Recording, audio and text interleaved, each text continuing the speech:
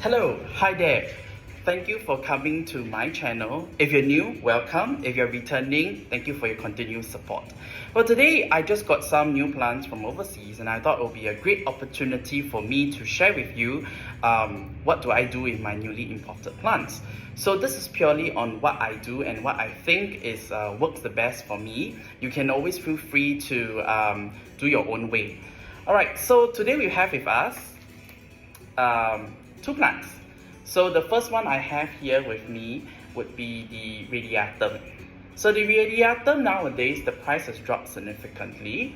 But what we want is good genes. And nowadays, radiatum with good variegation genes is quite difficult to find at a reasonable price. And that's why I chose to import. Now, the second plant we have with us today is my favorite. It has been a dream plant for the longest time. I've been telling everyone, but I couldn't quite find one that I like with good variegation at the correct price. So right here we have my Angela.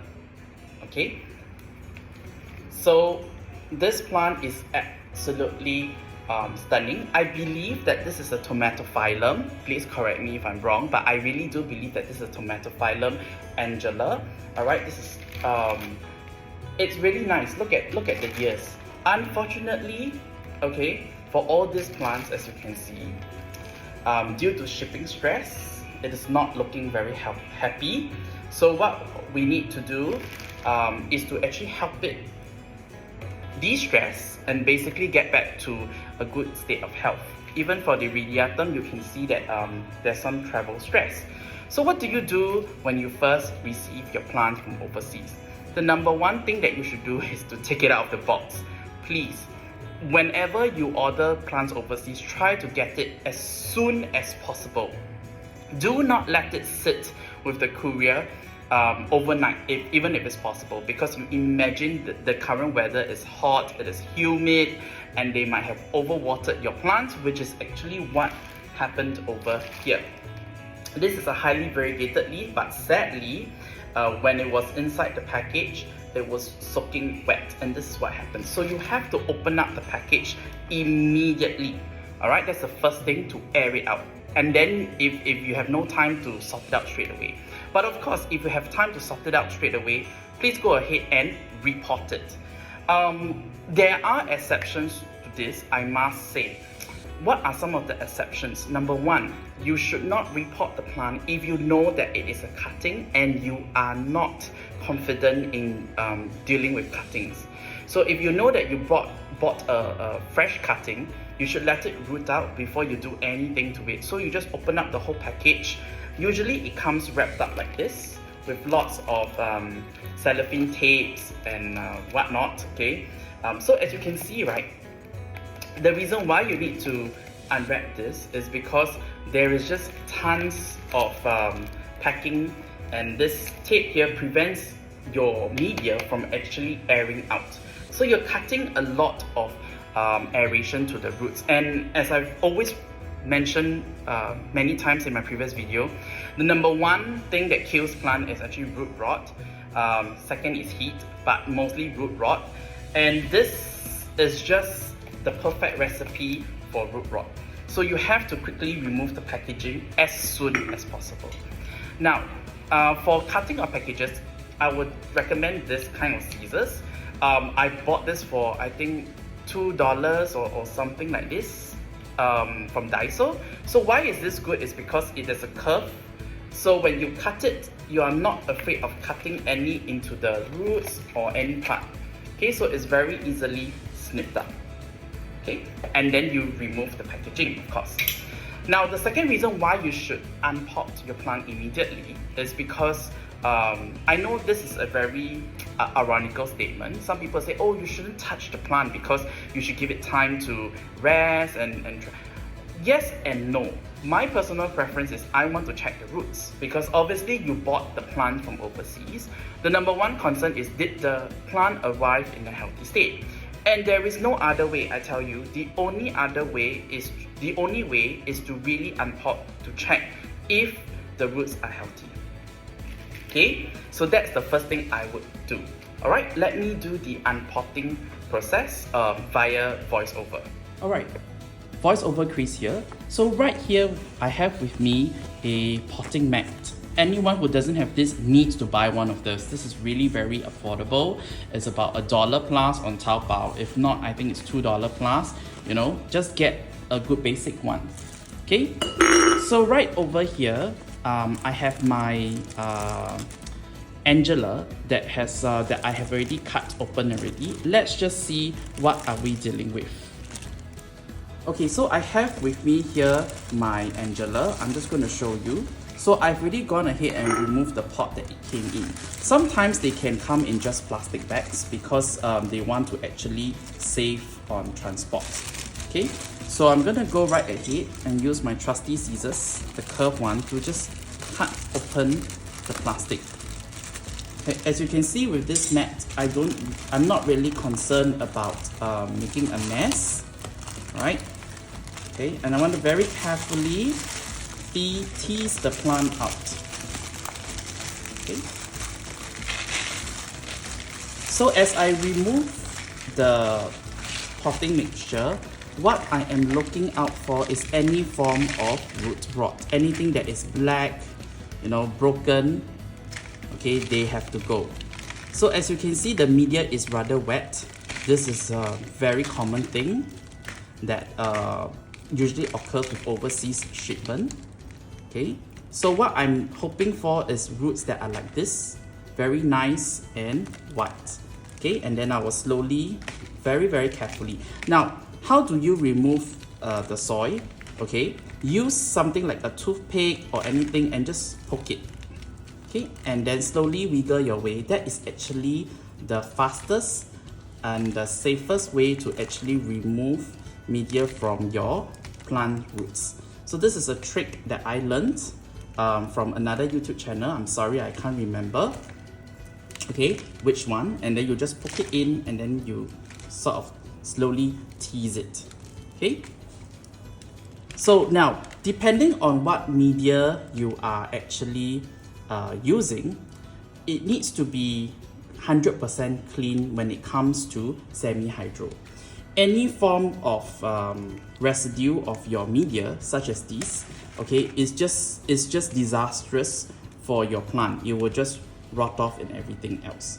So what you want to do is you really want to take your time and remove as much as possible. All right. So I'm not going to bore you with the whole segment of me trying to tease out everything. Okay, I'll be back once I finish removing whatever I can remove. Alright, okay, so now we're at my sink. So whatever you cannot remove manually, that's where you would actually use water and then you just rinse everything off. Okay, it's okay to be a bit more violent because any roots that doesn't survive this washing process would probably not survive the rooting process, okay, or the acclimation process of it. Okay, just wash, take the opportunity to wash off any soil, dirt, or just dead matter.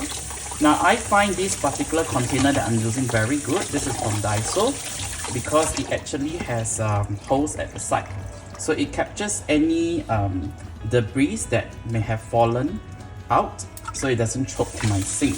This is exceptionally useful. You know, then I do not have to bang my back when I'm washing over the toilet bowl or things like that. I can just do it comfortably over my sink.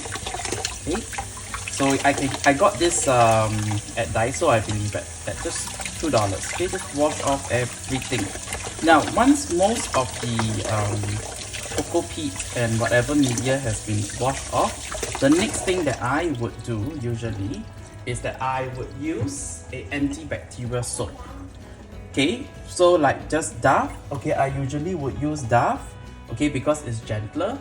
Now I know that this may sound scary to you, but yes, okay, think about it. You know, when you are showering and everything else, where you have a soap, you know, it can clean away all the wound, right? Even when you fall down and everything else, that's what people say, use an antibacterial soap to really wash away all the germs and everything. And that's really what I'm doing. So if you have got root rot and everything else, I find this really good.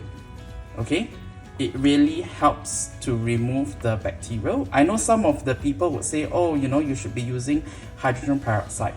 I personally find that hydrogen peroxide is way too strong, especially if your plant is already compromised. Okay, so just give it a thorough soaping down and then just rinse. Make sure that you rinse off all the soap.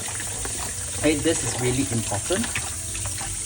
Okay, and once you're done, you are good to go. Okay, and this is how I prep my plant for the next step.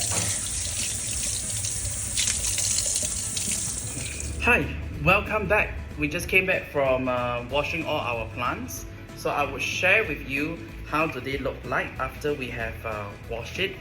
Okay, so the first plant that we have over here would be our radiatum. Okay, and then this is our Angela. So how are the roots? I would say that the roots are okay. Now when importing plants, the most important part is not the leaves, it's the roots. The leaves will always grow back, and when you buy a plant, especially when you're buying overseas plant for a price, what should you be paying for? You should be paying for good quality variegation. So as a beginner, I used to buy plants that are cheap because, let's be honest, who has so much money to burn on plants, right? But over time, I realized that, hey, they take up the same amount of space anyway and the same amount of care. So spending a little more on plants with good variegation, even though they are relatively pricier, will ensure that your future leaves will actually look very nice and very Instagrammable. So that's one thing I always tell people. It's okay to spend a little bit more, but please spend within your means for plants with good genes like this. Okay, so for this one, thankfully the roots are not too bad, but I would say that this is not the best kind of roots that we're looking for, and hence we will need to acclimatize the plant. How do we do that? Now I know some people just throw it directly into whatever media they want. It's fine, you do you. But for me, because I use semi-hydro way of growing, I typically like to root out my plant in fluvial stratum, my favorite. So just to show you in my previous video, this has about 2 weeks. This is the kind of, this is actually a cutting from my GOG, alright? My green on green. This is not orange, it's green on green. And you can really see the roots growing. In fact, some of the roots are just sticking out. It's grown so much roots within just 2 weeks of using fluvial stratum. It is what it is. Not lying, it is amazing, this stuff for rooting. And what I want is this kind of really nice thick white roots that are very good for semi-hydro media that you're growing in. So because of that, I'm going to use that. Now I would also like to take the opportunity to talk a little bit about what pots do you use. Now typically I like to use something that's transparent, I can see.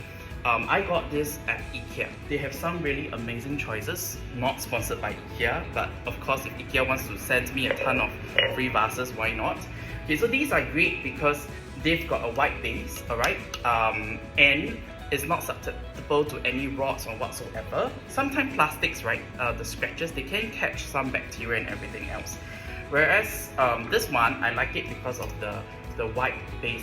I think each of it was like 150 or was it 250? I can't remember, somewhere around there, very affordable. Now the next thing I would do before I do anything is to measure up my plant. So I think that this one would fit really nicely. Ta-da! And what it does is that it gives a very nice base to hold all my leaves up. So this is what I'll be doing. So I will be going behind the scenes to pop this up. But before that, I would just like to let you know that what I would be doing. So in my previous video, I showed you how to use these sticks, right, which I've cut lots of grooves in it. So I know that many of you will go, oh, that's not necessary. You do you, but I think these are great for aeration, especially when you have glass that has no aeration inside. So go on and stick a few. Usually I stick about 3 if it's a full glass. So what it does is that when I put my stratum in, it provides the aeration that it needs, because once again, no aeration equals to root rot. I'll be back. Alright, so now we have here our two lovely pot-up plants, just to show you, okay? So before and after, it is a big difference. Now the last step would be to water the plants. When I water my stratum, I do it from the top, okay? I make sure that it's not overly wet, because once again, it is going to cause your root rot if it's overly wet. So usually what I want to see when I water is that there is a slight bit of reservoir at the bottom, but not over. So usually for this much, I would give it about just 5, so about 50 ml of water. Okay, so what I want to see is the water trickling down all the way and then forming a slight reservoir, just a very slight reservoir, and that is good enough to last me for a day or two. Okay, and that's about it. Okay, can you see it's starting to form that slight reservoir? I do not want it to be soaking wet, and this condensation that we're seeing is what we want when using fluvial stratum. You want to maintain something like this, or even less wet, because once again, when it's overly wet, you get root rot. Last but not least, when it comes to importing of plants, it's very important to actually put it under grow light, alright, so that it doesn't have to deal with the extreme heat. Okay, thanks for waiting. I'm back. So now you can see the plant has been potted in stratum very nicely. Okay, it sits really nicely in this pot. Perfect fit. And because it's glass, if you wet it, it's easier to slide up the roots later on when you want to repot it. So the last step, what I would do is that I will cut away the leaves that are just droopy and really damaged, like this part over here. Please do not be afraid to do so, because it is what it is. It's already dead, right? But before doing so, I would actually use like some this kind of like alcohol swipes to wipe my scissors, okay, to make sure that everything is clean, and then go right ahead to chop off any parts that is, you know, just not working, you know, it's already old. Okay, leaving it hanging there is just going to rot and make your plant look really ugly. So go right ahead and just snip it right off. So when I do snipping of my plants, I will actually put a little tension on it, and then I just run my scissors along the edge of it. Okay, so this, I find that this produces a really nice clean cut. Okay, and it gives me more control over what I'm trying to cut and remove. Right, and there you have it. Okay, looking a lot better. So this is the newest leaf that was pushed out. This has great variegations. I am not so sure if, you know, this is going to harden off and survive, because it basically was unfurling when it was shipping. Usually this leaf, we will probably lose this, or it will start to brown. You see the browning has started already. But let's see if we manage to catch it. You know, so what I'm looking for is a new shoot, which I actually do see it right over here. Don't know if you can see it. Yeah, right over here. Okay, so we're just gonna have to wait. And what I want to see is happening is thick roots growing out. So once that is actually established, I know that the plant is ready for transplanting. Actually, the sure way of telling, besides being able to see the roots growing out, is if another new leaf comes out and unfurl. That's where you know that, okay, your plant is now ready to be transplanted to whatever media you want, or you can keep it in stratum for another 3 months or so. Generally, stratum lasts between some says a year, but I think probably about maybe 8-9 months, right? Just make sure that the stratum it still has that round leaf-like structure. All right. So that's it. I hope you enjoyed my video and have learned how to actually deal with plants that you have imported overseas. So do stay tuned to the next episode where I'll be talking about anthuriums. Thank you and have a wonderful day.